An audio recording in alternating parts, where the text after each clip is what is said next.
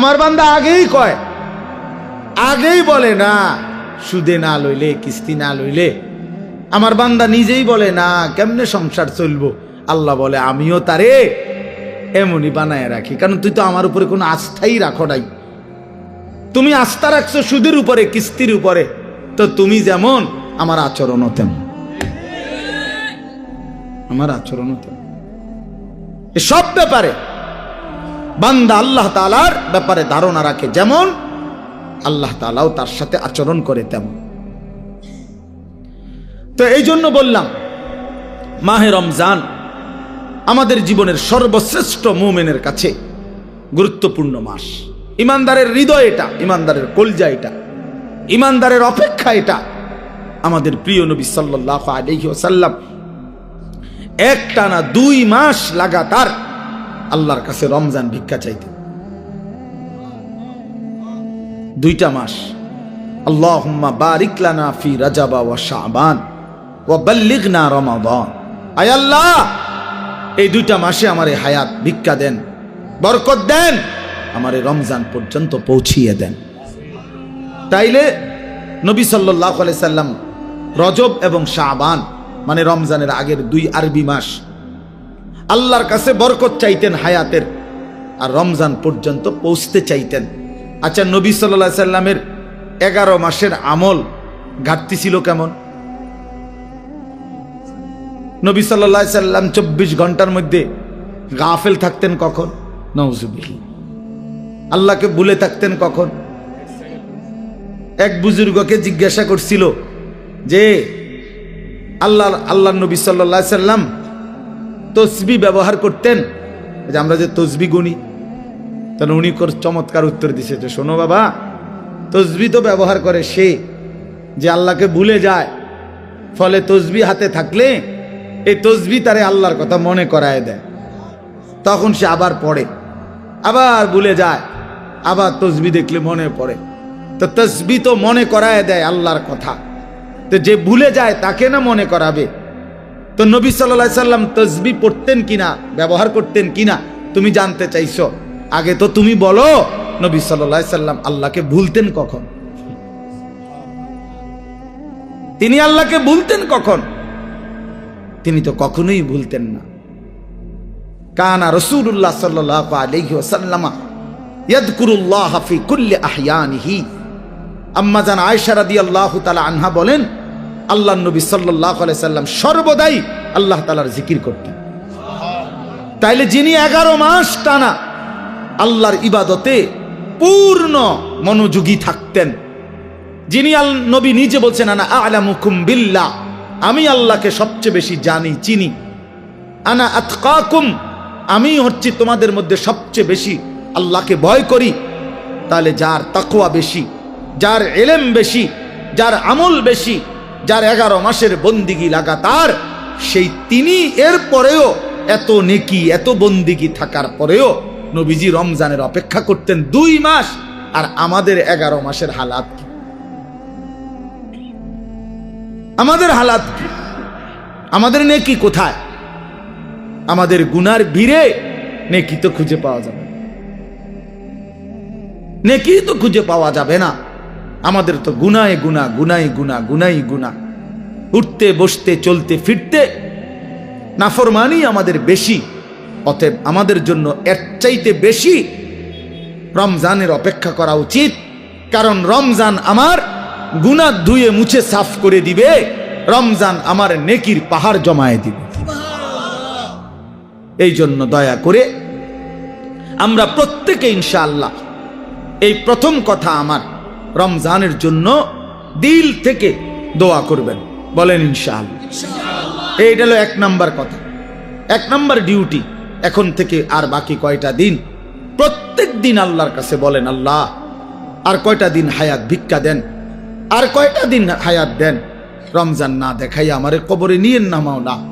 আমি রহমত মাগফিরাত নাজাত পেতে চাই, আমি 70 নেকি পেতে চাই, আমি সবে কদর পেতে চাই, আমি ইতিকাফ পেতে চাই, আমি রমজানের রহমত মাগফিরাত নাজাত পেতে চাই। আমারে এত কাছে আইনা 17-18 দিন সামনে রাইখা আমারে কবরে নিয়েন না। এটা আমাদের প্রথম দোয়া। দুই নাম্বার কথা হলো আল্লাহ পাক রব্বুল আলামিন রমজানের গুরুত্ব বলতে গিয়ে এইখানে ডাইরেক্ট সরাসরি আল্লাহ নিজে বলছেন। এই আয়াতটা সূরা বাকারার 185 নম্বর আয়াত অংশ বিশেষ। আল্লাহ তাআলা বলেন শাহরু রমাদান, এই যে রমজান মাস, শাহরু অর্থ মাস, রমাদান মানে রমজান। তো রমজান মাস এই কথাটা আল্লাহ পাক এই মাসটার এতটা দাম যে আল্লাহ নিজেই এই মাসের নাম উল্লেখ করেছেন। এই কোরআনুল কারিমে আরবি 12 মাসের মধ্যে আর কোন মাসের নাম কোরআনে নাই, শুধু এইটাই আছে। মুহররম, সফর, রবিউল আউয়াল, রবিউল সানি, আরো মাস আছে না আরবি, এগুলোর নাম নাই। শুধু এই রমজান মাসের নামই আল্লাহ উল্লেখ, শাহরু রমাদান, রমজান মাস। অতএব যেটা আল্লাহ উচ্চারণ করছেন সেটা দামি। দামি কি না বলেন?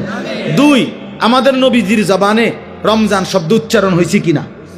নবীজি বারবার বলছেন ইজা দাখালা রমাদান, যখন রমজান আসে, ফুতিহাত আবওয়াবুর রাহমা, আবওয়াবুল জান্নাহ, রহমতের সব দুয়ার আল্লাহ খুলে দেয়, জান্নাতের সব দুয়ার আল্লাহ খুলে দেয়। ওয়াগুল্লিকাত আবওয়াবুন নার, জাহান্নামের দরজা বন্ধ করে দেয়। ওয়াসুলসিলাতিশ শায়াতিন, শয়তানগুলোকে শেকলে বন্দী করে দেয়। এটা মজার বিষয় হইল, মনে করেন এদিক দিয়া ওই পাশ থেকে কোনো খান দিয়া বাইর হইবার কোনো ব্যবস্থা নাই, রাস্তা কেবল একটাই, আপনাকে এদিক দিয়ে বাইর হইতে হইব, ঢুকবেন কেবল এটাই, এদিক দিয়েই ঢুকতে হবে। তা আল্লাহ যেন রমজান মাসে জাহান্নামের সব দরজা বন্ধ করে দেয়, শয়তানগুলোকে শেকলে বন্দি করে ফেলে। এবার আল্লাহ যেন বলে, বান্দা এটা রমজান, যেদিক দিয়েই আমল শুরু করবা, যে এলাকার থেকে আমল শুরু করবা, মানে আমার জান্নাতের দিকে হাঁটা শুরু করবা, তো কোনোখানে বাঁচবে না, কোনোখানে ভুল হবে না, পথ হারাইবা না, রাস্তা ভুল হবে না, অন্য কোনো দরজা দিয়ে ঢুকার সম্ভাবনা নাই। শুধু খোলা যেই দরজা, এটা শুধুই জান্নাতেরই দরজা, ঢুকলে শুধু জান্নাতেই ঢুক, ঢুকলে শুধু জান্নাতেই ঢুক। কারণ খোলাই তো কেবল কিসের দরজা? জান্নাতের, জান্নাতের দরজা।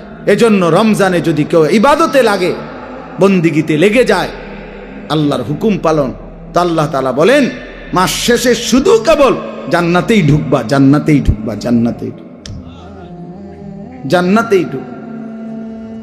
তাহলে নবী সাল্লাল্লাহু আলাইহি ওয়াসাল্লাম রমজান মাসের নাম রমজান উল্লেখ করছেন। মান কামা রমাদান, মান সামা রমাদান, এই রমজান শব্দটি আল্লাহ নবী বারবার উল্লেখ করছেন, বারবার উল্লেখ করেছেন। তাহলে যেই নাম আল্লাহ উল্লেখ করছেন, যেই নাম নবীজি উল্লেখ করছেন, তাহলে এটা নিঃসন্দেহে দামি কিনা বলেন? অতএব রমজান মাস আল্লাহর কাছে যেহেতু প্রিয়, রমজান মাস নবীর কাছে যেহেতু প্রিয়, আমি মোমেনের কাছেও রমজান প্রিয়। যা আমার আল্লাহর প্রিয় তা আমারও প্রিয়, যা আমার নবীর প্রিয় তা আমারও কি প্রিয়। এটা হলো এক। এবার আল্লাহ তাআলা রমজানের বৈশিষ্ট্য বলতেছে, আল্লাযী উনজিলা ফীহিল কোরআন, রমজান এটা সেই মাস যেই মাসে আমি আমার শ্রেষ্ঠতম কালাম কোরআন নাজিল করেছি। তাহলে রমজান মাস সেই মাস যেই মাসে কোরআন নাজিল হয়েছে। তাহলে রমজান কোরআন, রমজান কোরআন, এটা একদম কাগজের এই পিঠোপিঠ, এই পিঠে যদি লেখা থাকে রমজান, ওই পিঠে দেখা যাবে লেখা আছে কোরআন। কোরআন, রমজান আর কোরআন, অর্থাৎ রমজান মানে কোরআনের মাস, কোরআনের মাস। রমজানটাকে মনে করেন মেহমানের সামনে ট্রের মধ্যে করে 10 আইটেমের ছোট ছোট বাটিতে তরকারি দিছে, দিয়া উপরে একটা সুন্দর কাপড় দিয়ে মখমলের ঢেকে দিছে সবগুলোর উপরে, সবটি বাটির উপরে। তো আল্লাহ তাআলা যেন এই রমজান মাসটাকে কতগুলো ইবাদত দিয়ে সাজিয়েছেন। যেমন রোজা, এটা একটা ইবাদত, ইফতার এটা একটা ইবাদত, সাহারি মানে রাত্রির খাবার এটা একটা ইবাদত, 20 রাকাত তারাবি এটা একটা ইবাদত, তারপরে শেষ দশকে এতেকাফ মসজিদে এটা একটা ইবাদত, শেষ দশকের বেজর রাত্রিগুলোতে শবে কদর এটাও একটা কি ইবাদত। এইভাবে আল্লাহ তাআলা এগুলো দিয়া সাজাইয়া এইটার উপরে যেন কোরআন নামের একটা চাদর দিয়ে ঢেকে দিছে। মানে পুরাটা রমজান কোরআন দ্বারা মোড়ানো, কোরআনের চাদরে ঢাকা। এজন্য রমজান আল্লাহ তাআলা বলছেন এটার মর্যাদা বৈশিষ্ট্য যে আমি আল্লাহ আমার কোরআন নাজিল করেছি। কোরআন নাজিল করার কারণে রমজান দামি। দামি কেমন? কোরআন হুদাল লিন্নাসি ওয়া বাইয়িনাতিম মিনাল হুদা ওয়াল ফুরকান। আল্লাহ বলেন কোরআন হচ্ছে বিশ্ব মানবতার হেদায়েত এবং হেদায়েতের স্পষ্ট পথ নির্দেশিকা, মানে কোনো বিষয় অস্পষ্ট নাই। ওয়াল ফুরকান, কোরআনই হচ্ছে সত্য মিথ্যা, ন্যায় অন্যায়, জায়েজ না জায়েজ, উচিত অনুচিতের মাপকাঠি। কোনটা করা উচিত, কোনটা ছাড়া উচিত, কোনটা ন্যায়, কোনটা অন্যায়, কোনটা উচিত, কোনটা অনুচিত, আল্লাহর কসম এটা একমাত্র কোরআনই সিদ্ধান্ত দেয়। আমার রসুলের সুন্নাহ হাদিসই শিক্ষা দেয়। এজন্য কোরআন সুন্নাহ থেকে যে বঞ্চিত, কোরআনের জ্ঞান যে পায় নাই, রসুলের হাদিস যে শিখে নাই, আল্লাহর কসম সে ন্যায় অন্যায় চিনতেই পারে না। কোরআনবিহীন সভ্য হয় না, কোরআনবিহীন আখলাক হয় না, হতেই পারে না। পৃথিবীর আর কোনো বই দিয়া হবে না, হালাল হারাম বুঝবে না। পরে তো উচ্চ শিক্ষিত, কথা তো বলে শুদ্ধ, রেজাল্টও খুব ভালো, শব্দ উচ্চারণ চমৎকার, কিন্তু আজকে 5 বছর একটা মেয়ের সাথে সম্পর্ক, হাঁটে চলে মেয়ের সাথে, এটা যে হারাম এইটাও তার আন্দাজের মধ্যেই নাই। কারণ কোরআনের জ্ঞান না থাকার কারণে, কোরআন না থাকার কারণে হালাল হারামের পার্থক্য বুঝার অন্য কোনো জ্ঞান তার কাছে নাই। এজন্য কোরআনই একমাত্র মানুষকে ন্যায় অন্যায় শেখায়। ওয়াল ফুরকান। আমরা চ্যালেঞ্জ করলাম, আমি চ্যালেঞ্জ করলাম, তোমরা ছেলেরা যারা স্কুলে পড়ো, কলেজে পড়ো, ইউনিভার্সিটিতে পড়ো, প্রিয় বন্ধু চলো সিদ্ধান্ত নিয়ে তুমি দেখাও যে কোরআনের মতো আরেকটি কিতাব বই আছে যেখানে সত্য মিথ্যা, আলো অন্ধকার, ন্যায় অন্যায়, হালাল হারাম শিখায়। আমার জীবনের করণীয় কি, বর্জনীয় কি, আমার জীবনের উচিত কি, অনুচিত কি, আমি কি করা উচিত, আমি কি বর্জন করা উচিত, এটা শিখায় এমন কোন বই আল্লাহর জমিনে নাই কোরআনবিহীন, হাদিসবিহীন, নবীর তরিকাবিহীন নাই। এটা নাই, হইতে পারেন। আমরা পড়ছি জেনারেল লাইন, আমি তো কুমিল্লা ভিক্টোরিয়া কলেজ থেকে মাস্টার্স পাস করছি, জেনারেল লাইনের পুরা পড়ালেখা করছি, সায়েন্স বিজ্ঞান বিভাগ থেকে তো এসএসসি পাস করছি, বিজ্ঞান পড়ছি আমি। অতএব বলো ভাইয়া, ভালো রেজাল্ট করছি আলহামদুলিল্লাহ, সব রেজাল্ট ভালো। তাহলে এই জন্য বললাম আল্লাহর কোরআন থেকে বঞ্চিত এই রমজানের সামনে আলোচনায় এটা আল্লাহর জন্য উল্লেখ করছে, বান্দা সর্বশ্রেষ্ঠ মাসে সর্বশ্রেষ্ঠ কিতাব কোরআন আমি নাজিল করেছি। তাইলে মানুষ হলো সর্বশ্রেষ্ঠ আল্লাহর সৃষ্টি, কোরআন হলো সর্বশ্রেষ্ঠ কিতাব, রমজান হলো সর্বশ্রেষ্ঠ মাস।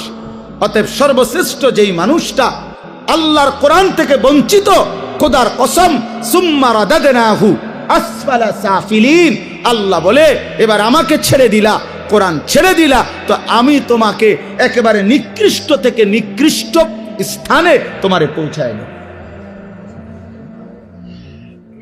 নিকৃষ্ট থেকে নিকৃষ্ট স্থান।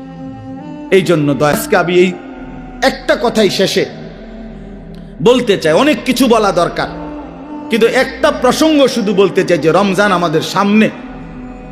একে তো রমজানকে কদর করা উচিত, রমজানে ইবাদত আখিরাতের প্রস্তুতি নেওয়া। আর বিশেষভাবে অনুরোধ করছি আপনাদের কাছে, ছেলেদের বাবাদের, যে আল্লাহর কোরআন যাদের অশুদ্ধ, কোরআন শরীফ যারা পড়তে পারেন না, কোরআন শরীফের জ্ঞানের সাথে যাদের কোনো সম্পর্কই নাই, আপনারা আরেকবার ঘুরে দাঁড়ান, আরেকবার ঘুরে দাঁড়ান।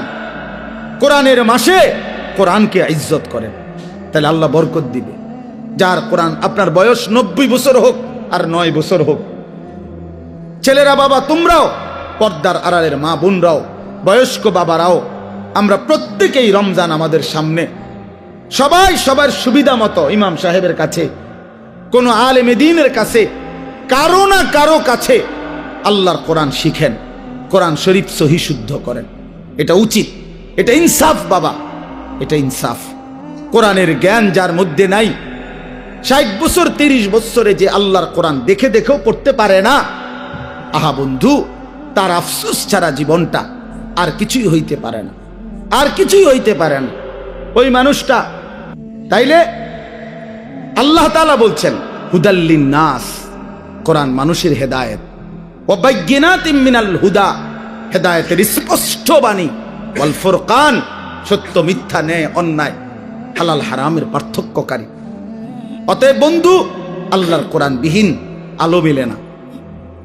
আপনাদের বাবাদেরকে বলি, আপনারা যারা কোরআন থেকে সন্তানকে বঞ্চিত করছেন, তারা আপনাদের সন্তানকে আপনারা ক্ষতিগ্রস্তই করেছেন।